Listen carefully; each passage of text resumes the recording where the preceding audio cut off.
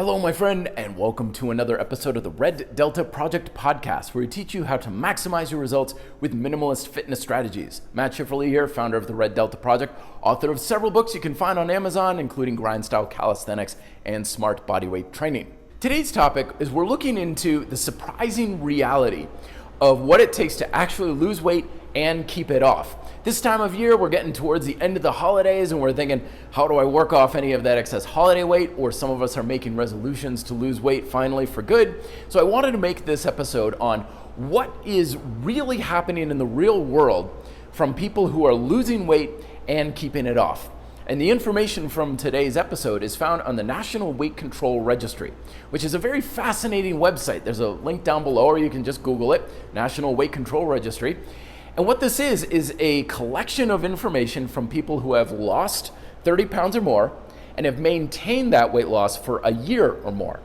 And this is very valuable and interesting information because this isn't the type of stuff that you've come across in like a study that was done on rats, or how do people lose weight in a very tight controlled setting over 6 weeks. This is information that's really getting down to the heart of what are people actually doing who are successful at losing weight and keeping it off in the real world. And some of the information and statistics are actually quite surprising when you dive into it. Let's explore. So the first thing that to be noted by some of the research studies that they look into is that the more common, exciting, and flashy methods of weight loss, like the extreme diets, cleanses, things that people would post on social media, right? I'm doing this to lose weight, join me, and everything like that. Those methods that are bigger and extreme are by far the most effective way to lose weight. By far, for a short period of time. On average, it's about 5 to 7 pounds of weight loss over the course of a couple of weeks. So if you're looking for, I need to lose weight fairly quickly and I want to make it something fun and extreme and something I can post on social media, you want to go with the fads and trends. But if you're looking for how do I lose the most total weight and keep it off for long periods of time, those are the worst methods because they're extreme. They're stressful. They're something you can only maintain for a relatively short period of time and then you quit and then you try the next thing. And even it doesn't matter what that thing is. You could be saying no sugar or, fasting for 3 straight days or only eating meat, or it doesn't matter what it is. It's the same sort of strategy of I'm going extreme. I'm going to really challenge myself. Same result, same strategy. Doesn't really matter what the actual tactics and method is. But if you want to lose the weight for good and you want to lose more total weight, it's the boring stuff. The stuff of don't eat too much junk food, don't eat too much in general, be physically active. Interestingly enough, a lot of the information on the site right now is showing that it's a fairly low calorie, low fat diet rather than low carb diet. But again, this might be just coming from older information, which is kind of interesting. But basically it's the boring stuff, right? The stuff you wouldn't post on social media, the stuff you wouldn't take on as a challenge or anything. It's just, I'm going to cut back a little here. I'm going to do a little more of this. And it doesn't even feel like it's working after several weeks or even several months, but they just stay on it and consistent. Those are the sorts of habits that have the least amount of impact initially, but have the greatest amount of success over the long term for both more weight lost and weight maintenance as well. Let's look at some of those habits right now for statistically what seems to work best. Number one is 78% of people who lose weight and keep it off report eating breakfast. Breakfast is often under fire a little bit these days, especially with things like intermittent fasting and stuff like that. But I don't think it's really breakfast that they're talking about here. This doesn't indicate that breakfast is all magical important. What it more points to is the importance of consistent dietary habits. You've heard me talk about this a lot on this podcast, that the foundation for any success in fitness and in life comes from consistent, simple habits you stick to no matter what. And eating breakfast is a very big symptom of a consistent approach to dieting because you've got your morning routine, right? You get up and the first hour of the day, it's like clockwork every weekday, boom, boom, boom, boom, boom. And people usually, if they're going to have breakfast, make their meal part of that. So what they eat, when they're eating, how much they're eating stuff, it's like the same almost every single day. And that sets up very consistent dietary patterns for the day and for the week as a whole. So it's not about breakfast. Like if you want to fast and have your first meal around noon, that's fine. It's just an indicator that being consistent with your diet is the key, rather than I tried this diet and then I tried that diet, or I ate donuts and pizza one day and then kale chips and Evian water the next. When you're all over the place, your body's got nowhere to go. But when it's consistent, I don't care, you eat a donut every single day, just get it consistent. Because once it's consistent, then you can make changes and adaptations much easier over time, and those changes add up for much greater results that are way easier to maintain. Another surprising statistic is that the people who lose weight and keep it off, 75% report to weighing themselves on a weekly basis. So a lot of times, even guys like me say like, don't weigh yourself, you don't know what the number really means on the scale and everything. But it's not about weighing themselves. It's about habitually checking in with the state of their body and paying attention to what they look and feel like. Because a lot of times the struggle to maintain weight loss doesn't come from being lazy or anything. It's a lack of self-awareness of what you're doing. So your diet starts to erode, your physical activity starts to erode, you're doing a little bit more here, a little less there, and before you know it, someone takes a photo of you on vacation, and you're like, oh my gosh, I don't even recognize that person anymore. How did I get to be like that? I've really let myself go. And the whole reason why that happens is because you're not checking in. Versus the folks who lose weight and keep it off are checking in with themselves somehow. They're weighing themselves, they're doing body fat tests with their trainer, or they're just looking at themselves in the mirror every once in a while and going like, all right, how do I look these days?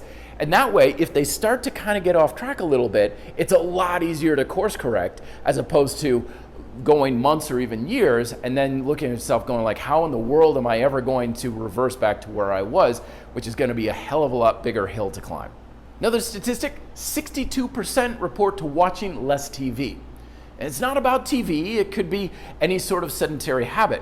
And this is also something that we want to pay attention to because at the end of the day, your body's like an energy conduit, right? You've got calories going in and you got calories going out.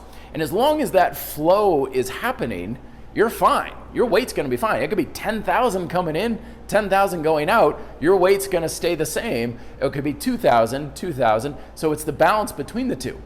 But when we have more sedentary habits, like watching TV or playing video games, what we essentially do is we install like a calorie dam into our body.